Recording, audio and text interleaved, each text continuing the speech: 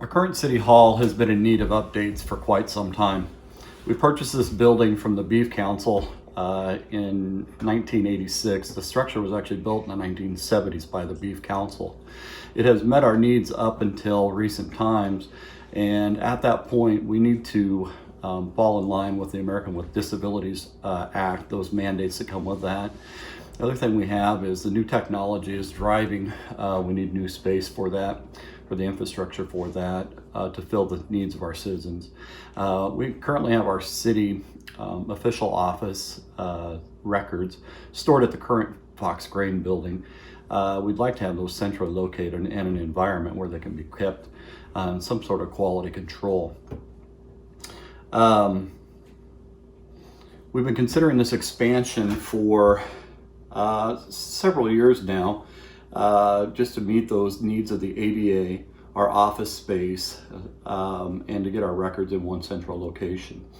We were considering building on maybe some sort of renovations, maybe even building on new site. That really didn't seem very fiscally responsible.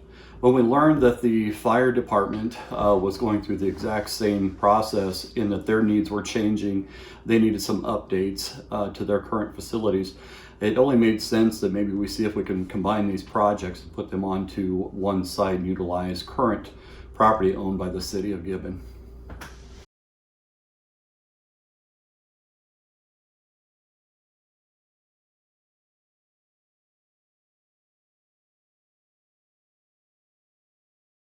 So the question has come up, are we building new and where will it be located? So are we building new is a yes and no question, or yes and no answer, excuse me, in that we're going to use as much as the current fire hall as possible. We will be tearing off the far west end of the fire hall where the offices and the restrooms are, and the space currently occupied by the sheriff's department. That will be removed. That was part of the initial construction, which was in 1971. So that part is going to be removed.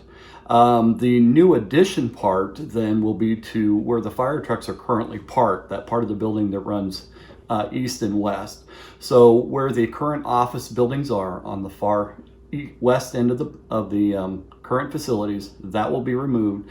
New construction will be there, and that will be the city hall, and the community building will be on the north end of that city hall part.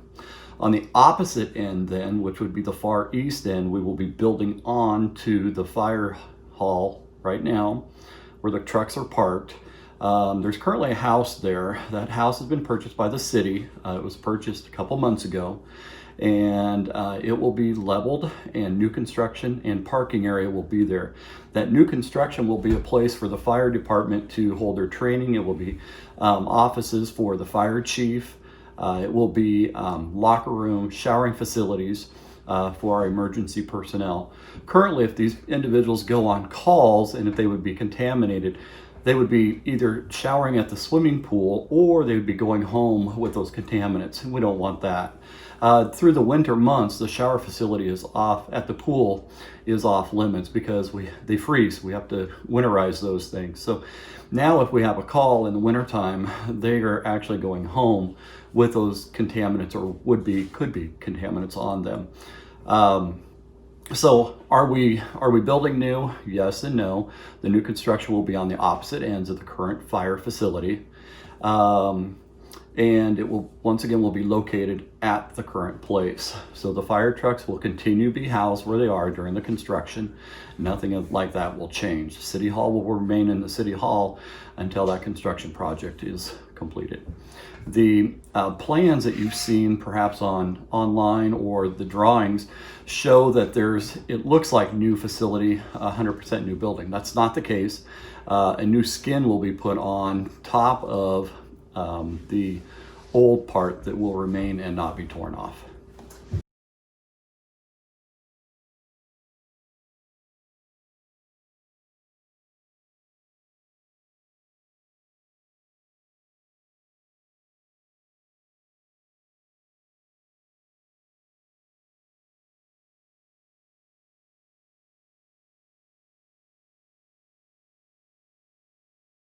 The other question we've had is why use sales tax to pay for this thing?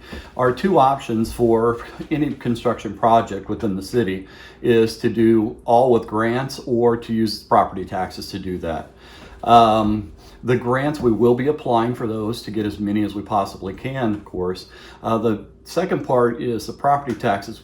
We've been really fiscally responsible. The mayor has been and the council has been keeping your property taxes low. Comparable to other cities our size. If we use sales taxes, we'll be generating dollars from outside sources. So anybody who's using our restaurants and our gas facilities here, stopping by at our convenience stores, they're paying sales taxes in Gibbon, and that money stays in Gibbon. So instead of just Gibbon citizens paying for this project, we get to use funds generated from outsiders purchasing things at our stores and our restaurants and other facilities here in the city of Gibbon.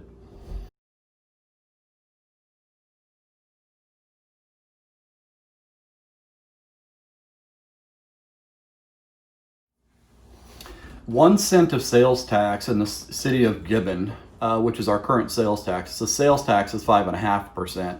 Gibbon is 1%. Our current 1% generated last year, fiscal year 2019 to 2020, generated $250,000, just a little over $250,000. That's been an upward trajectory over the last few years. It's gone from $210,000, and then the next 3 or 4 years, it's been moving up about $10,000 each year. So it only makes sense to use that and dedicate that extra 1 cent towards this project, which would generate approximately $250,000 a year at our current trajectory.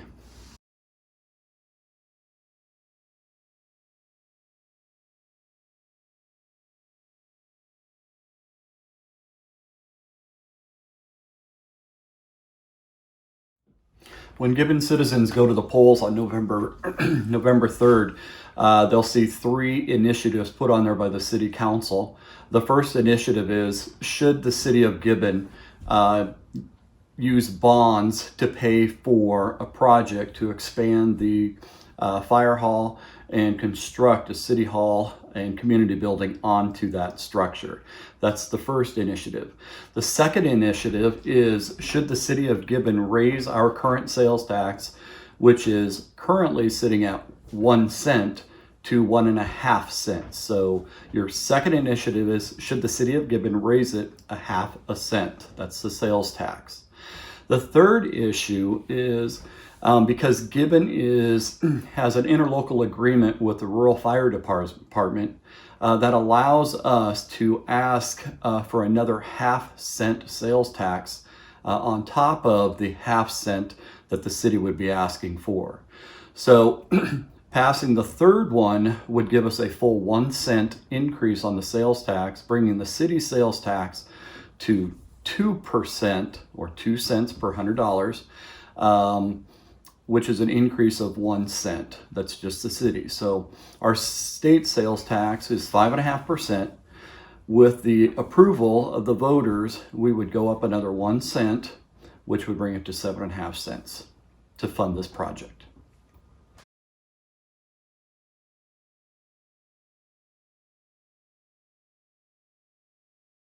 The project, which has an estimated cost right now at $2 million with a cap at $2.5 million, was paid through those bonds. And if the citizens of Gibbon do pass this thing, the bonds of Gibbon are typically sold for 20 years. They're 20-year bonds. Doesn't mean we can't pay those off earlier, but they're typically a 20-year bond.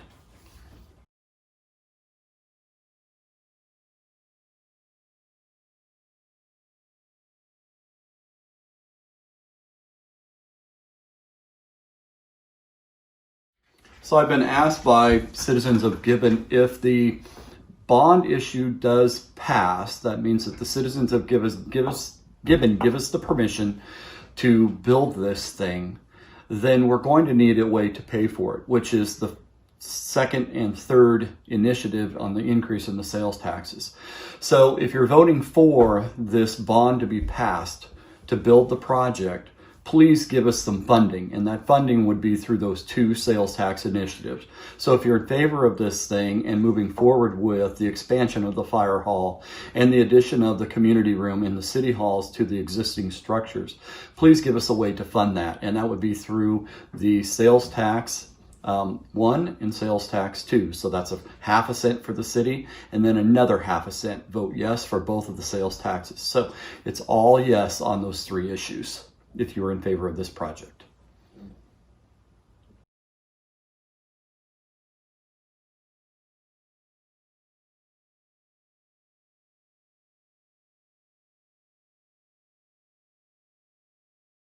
The project start date will be late May, early June of 2021 with a completion date of the summer or fall of 2022.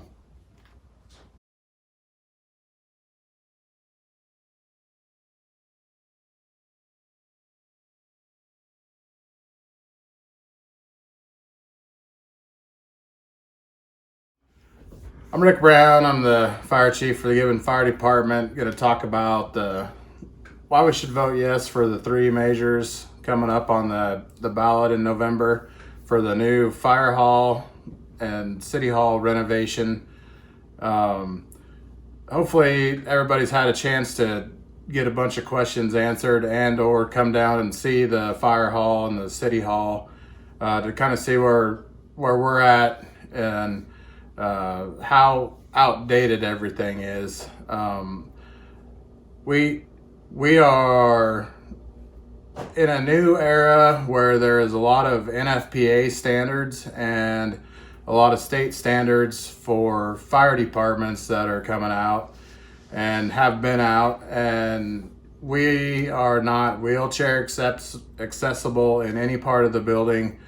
We're not handicap accessible in bathrooms. The last few years, they are really pushing the cancer issue in the firefighters. Anything going to a scene with the smoke having carcinogens in it, and coming back home, we put a layer of foam on sometimes, and now they're even saying that foam causes cancer. We have to have available some locker rooms with showers and clean set of clothes, and we don't have no lockers, no showers. That's all included in this renovation. Things to keep us safe, things to keep the fire department safe, the members safe. We are very blessed to have a lot of needed equipment, and we've outgrown our room that we have in the fire hall. We have some stuff sitting in some other parts of the city buildings. We have a structure fire. We'd have to go to the other buildings to get our supplies to come to the fire. As far as the taxes, we really have to approve these taxes. The 1% isn't much. It's a $1 per $100 spent in the city. The city, the fire district, people from out of town, people from out of state will help pay for that when they come and buy a 12-pack of beer when they're out of Windmill or something like that. That's all sales tax. Let everybody in the state help come to Gibbon and pay for this sales tax. Don't let it go to the funding this thing for the property tax. If the thing passes and the sales tax doesn't, we still move forward and involve property taxes. That's not right for you guys. You guys need to vote yes for the sales tax. Let everybody get involved with the sales tax. I heard one of the questions is, why are we running it out to 25 years? That's for future upgrades. When we're gone and it's paid for, then there's still some room there to start it over again. It's a constant curve. You got to keep everything upgraded. So that's any questions, I hope people reach out and talk to the city councilman or the fire department members and get on board with us. We're relying on you guys to help us out. Thanks.